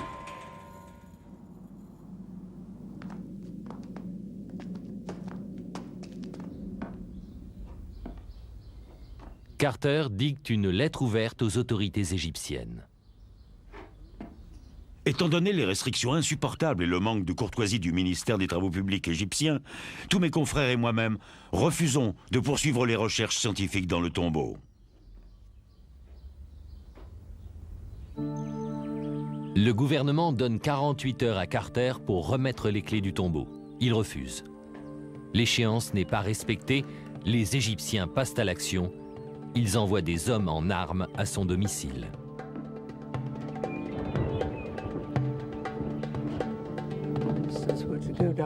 Pour accéder au sarcophage, les ministres devaient descendre dans le tombeau, en briser les cadenas et en prendre possession.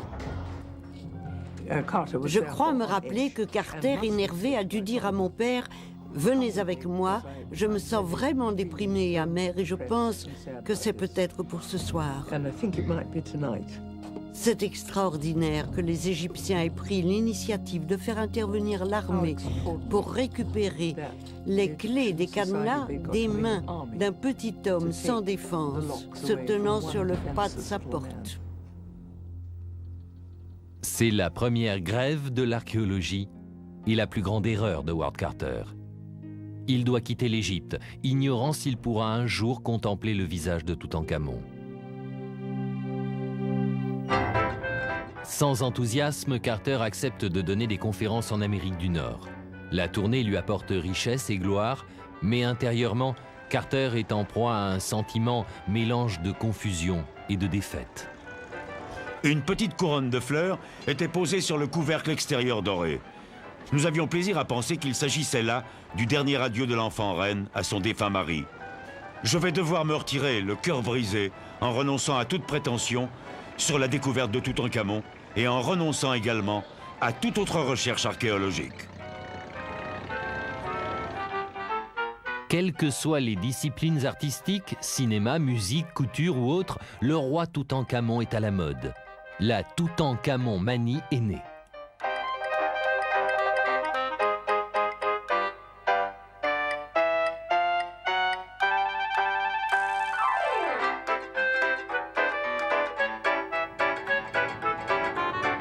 Carter retourne en Angleterre pendant l'été 1924. Pour l'exposition de Wembley qui vante les réalisations de l'Empire britannique, on recrée grandeur nature le tombeau de Toutankhamon, sans l'avis et l'accord de Carter. Carter tente d'engager des poursuites, puis abandonne. Le tombeau est devenu le centre d'intérêt principal de l'exposition. Dans la vallée des rois, le véritable tombeau reste fermé. Les Égyptiens eux-mêmes reconnaissent que seul Howard Carter est capable de poursuivre l'ouverture du cercueil sacré et d'en extraire la momie. Le sommeil du pharaon reste inviolé. Mais bientôt, des événements dramatiques vont ramener Carter en Égypte, lui permettant de contempler le visage de Toutankhamon.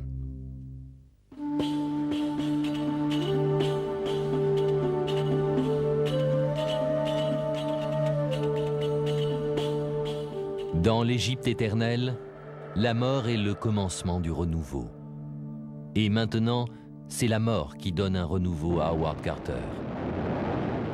En novembre 1924, la bombe d'un terroriste tue Sir Lee Stack, haut représentant britannique en Égypte.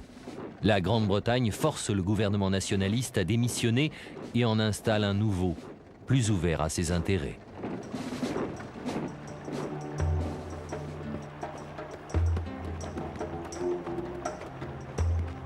Carter retourne dans la vallée en décembre. Mais les règles ont changé. À l'avenir, son travail sera contrôlé par des représentants officiels égyptiens. Le travail reprend dans la vallée des rois et pour Carter, le moment de vérité tant attendu approche. L'incroyable beauté de cette réalisation artistique continue de stupéfier Carter, alors que sont ouverts les uns après les autres les différents cercueils. C'était à la fois un moment d'anxiété et d'excitation. Il a été relativement facile d'ôter le couvercle, révélant un second cercueil à forme humaine magnifique, recouvert d'une gaze légère. Et sous cette gaze, par endroits, on pouvait apercevoir des morceaux de verre taillés, colorés, incrustés dans ce splendide cercueil doré.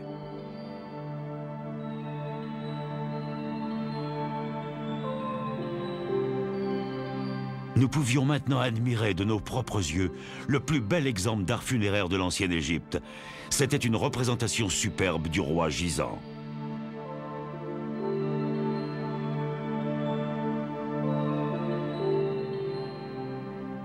Les huiles rituelles utilisées par les prêtres pour oindre le corps du pharaon étaient devenues aussi dures que la pierre. Et même après qu'elles aient été fondues, le poids du cercueil déconcertait encore Carter, jusqu'à ce qu'il en découvre la raison.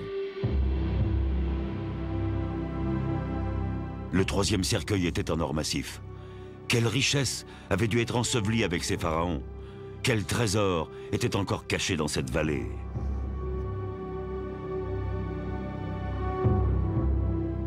Pendant 30 ans, Howard Carter a rêvé de cet instant.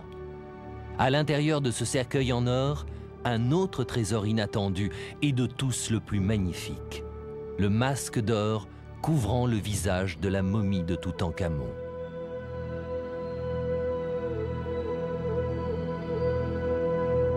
En de tels moments, il est impossible d'exprimer ses émotions, tant elles sont complexes et profondes.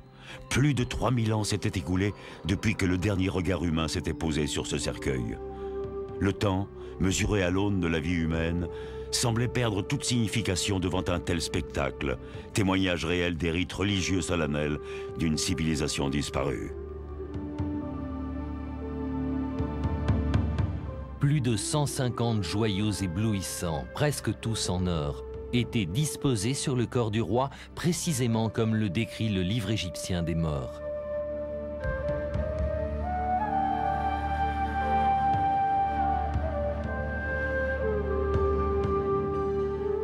Le jeune pharaon était enfin devant nous, un obscur et éphémère souverain qui cessait d'être l'ombre d'un nom et revenait, après plus de 3000 ans, dans le monde de la réalité et de l'histoire.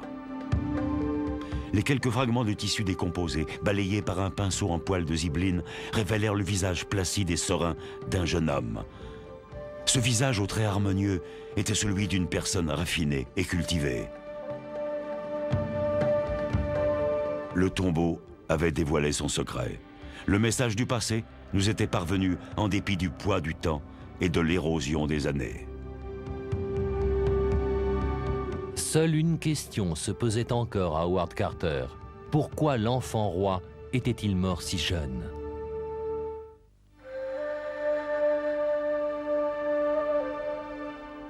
Après avoir ôté le masque de son bien-aimé pharaon Toutankhamon, Howard Carter se demande comment est mort l'enfant roi. Dans le grand temple de Karnak se trouve une statue dont le visage ressemble étrangement à l'image du masque d'or de Toutankhamon. Mais le nom du roi a été remplacé par celui de son successeur, afin d'occulter l'existence de ce roi dans la vie et la mort. Carter suspecte que le jeune monarque a été assassiné. Assassiné peut-être par le même prêtre qui l'avait béni dans son tombeau en or. Récemment, les rayons X ont révélé la présence d'un petit fragment d'os à l'intérieur du crâne du roi, preuve d'un meurtre éventuel.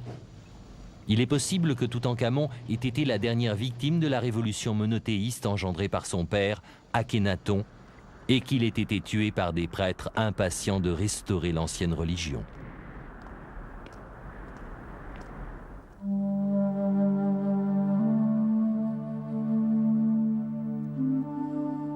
Les 7 années suivantes, Howard Carter va patiemment étudier et préserver les objets fabuleux contenus dans la tombe de Toutankhamon, les préparant pour être exposés au Grand Musée du Caire.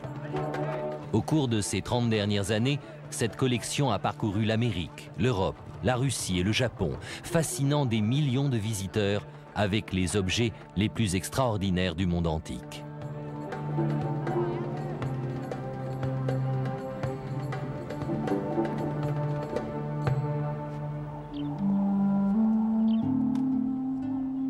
En 1932, les recherches sont terminées. Carter reste en Égypte, racontant l'histoire de sa grande découverte aux touristes qui veulent bien l'écouter.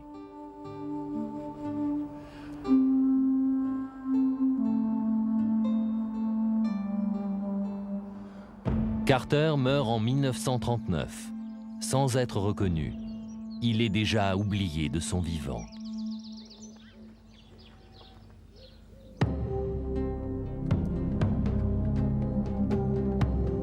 Ce fut une fin ironique pour l'homme qui découvrit Toutankhamon, un pharaon mineur et longtemps oublié. Carter le ressuscita et partagea son sort. Mais aujourd'hui, parmi tous les grands pharaons d'Égypte, seul le nom de Toutankhamon résonne de l'écho du passé.